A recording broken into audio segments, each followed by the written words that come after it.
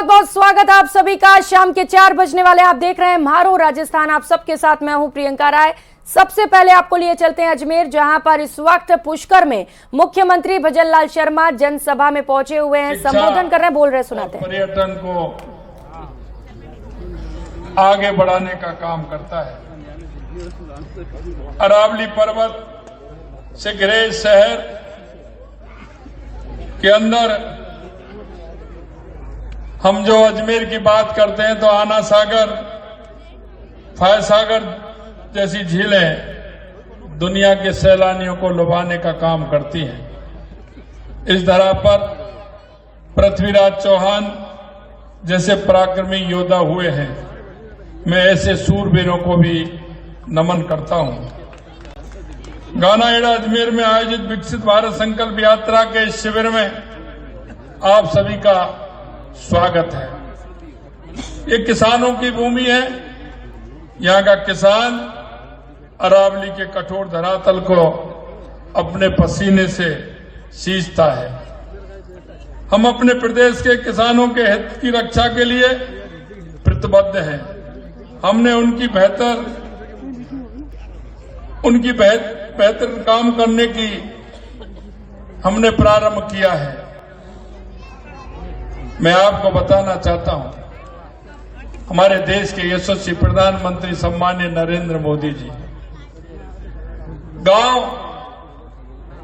ढाड़ी में बैठे उस किसान की चिंता करते हैं, उस गरीब की चिंता करते हैं, उस मजदूर की चिंता करते हैं, उस भाई की चिंता करते हैं, बहन की चिंता करते हैं, युवाओं की चिंता करते हैं। हमेशा वो कहते हैं कि किसान आगे बढ़ेगा तो देश आगे बढ़ेगा, क्योंकि किसान कहते हैं ना, कहावत है कि हारी जंग पर कौन लड़ता है। ये किसान ही है जो हारी हुई जंग पर लड़ता है। उसकी फसल भी खराब होती है, कभी फसल कम आती है, लेकिन अगली बार भी वो उसी काम को करता है और इस देश के उन सभी नागरिकों का पेट पालने का काम करता है जो किसान पर आधारित रहते हैं। मैंने अभी 2 दिन पहले ऊर्जा विभाग की समीक्षा बैठक ली थी। मैंने उनसे कहा, उनको ये निर्देश भी दिए कि रबी की फसल है और किसान किस तरह से इस फसल को पैदा करता है। अगर इसको समय पर पानी नहीं मिला, बिजली नहीं मिली, तो किसान को परेशानी होगी। मैंने निर्देशित किया है कि किसान को पर्याप्त बिजली मिले, किसान बिजली के बिना परेशान नहीं रहे। किसानों की आय के इजाफे के लिए हमारी सरकार प्रतिबद्ध है, क्योंकि सबसे ज्यादा बाजरा, ज्वार, मक्का, दलहन राजस्थान में होता है। मैंने हमारे खाद्य आपूर्ति मंत्री जी पीयूष गोयल जी को पत्र लिखा है कि बाजरा और ज्वार राजस्थान में होता है, क्यों ना हम मिनट्स में और प्रदेशों में ज्वार और बाजरा देने का काम करें, जिससे कि हमारा किसान को उसका ठीक प्रकार से भाव मिल पाए। माननीय हमारे यशस्वी प्रधानमंत्री जी हमेशा कहते हैं, और इन शिविरों के माध्यम से भी हम आपसे कहना चाहते हैं, हमारा वो किसान भाई है जिसको किसान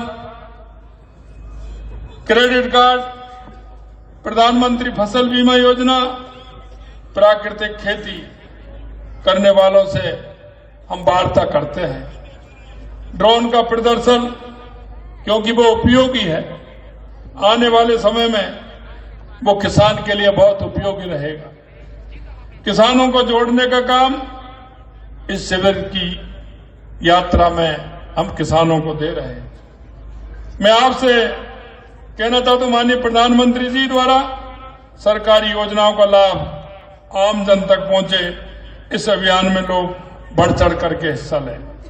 यही नहीं, माननीय प्रधानमंत्री जी का सपना है जो उनकी योजना चल रही है उन योजनाओं की समीक्षा भी हो कि हमारी योजनाओं में हमारे उस योजना जिनको मिली है उनको कितना फायदा हुआ है, कहीं उसमें कोई कमी तो नहीं है, और इन योजनाओं का लाभ भी हर व्यक्ति को मिले, हमारे किसान को मिले, हमारी महिलाओं को मिले, हमारे मजदूरों को मिले।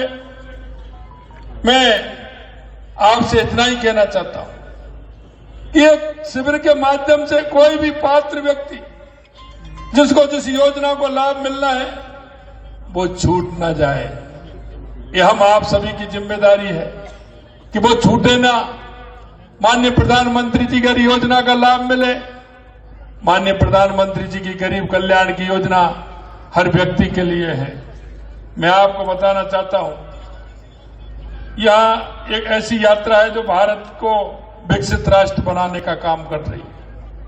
ये हमारे प्रदेश में ही नहीं, पूरे देश के अंदर ये यात्रा चल रही है और इस यात्रा का लाभ हर व्यक्ति को मिल रहा है। ये यात्रा जन आंदोलन का रूप ले रही है। अजमेर वासियों को इस यात्रा का भरपूर लाभ मिल रहा है। यहां अभी तक आयोजित 127 शिविरों में करीब 2,05,000 लोगों ने अजमेर के अंदर हिस्सा लिया है। यही नहीं, करीब 42,000 लोगों की टीबी की जांच अजमेर के अंदर हुई है। करीब 17,000 आयुष्मान कार्ड इस शिविर के माध्यम से बने हैं। मेरा भारत स्वयंसेवकों में करीब 9,000 पंजीकरण हुए हैं। करीब 7,500 किसानों को क्रेडिट कार्ड बने हैं। प्रधानमंत्री उज्ज्वला योजना में करीब 4,000 लोग लाभान्वित हुए हैं।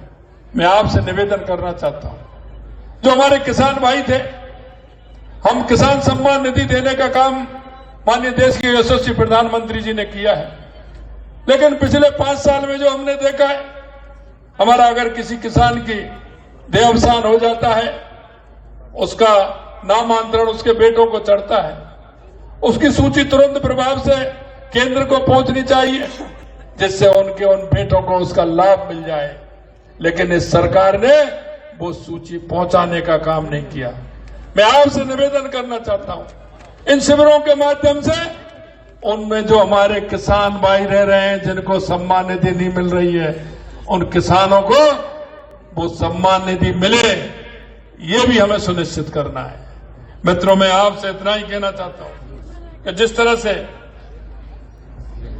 पूरे प्रदेश के अंदर हम कह सकते हैं कि राजस्थान में 1 जनवरी 2024 से, क्योंकि आपकी सरकार को अभी 1 महीना भी नहीं हुआ, लेकिन जो हमने आपके साथ चुनाव में जो संकल्प लिया था, जो हमने आपसे वायदा किया था, हमें पता है जनता के बीच में जाना है, हमारा कार्यकर्ता वायदा करता है, हमें उन वायदों को पूरा करना है। हमारी सरकार को 10 दिन नहीं हुए, हमने हमारी समीक्षा की, हमने देखा, और मैं कहना चाहता हूं 1 जनवरी 2024 से उन सभी हम महिलाओं को जो जरूरतमंद हैं और उनको सभी को 450 रुपए में सिलेंडर देने का काम हमने किया। ये राजस्थान में 73 लाख बहनों को इसका फायदा मिलने वाला है।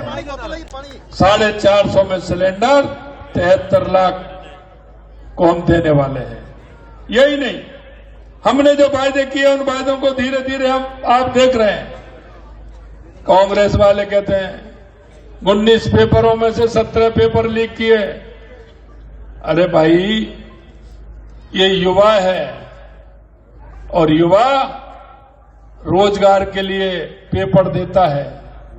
युवा के मन में जो टीस थी, युवा के मन में जो उफान था, युवा जो परेशान था, हमने कहा कि हमारी सरकार आएगी, हम एसआईटी गठित करेंगे। और मित्रों, मैं कहना चाहता हूं, एडीजी के नेतृत्व में हमने एसआईटी गठित की और उस एसआईटी ने काम भी प्रारंभ कर दिया। ऐसे लोग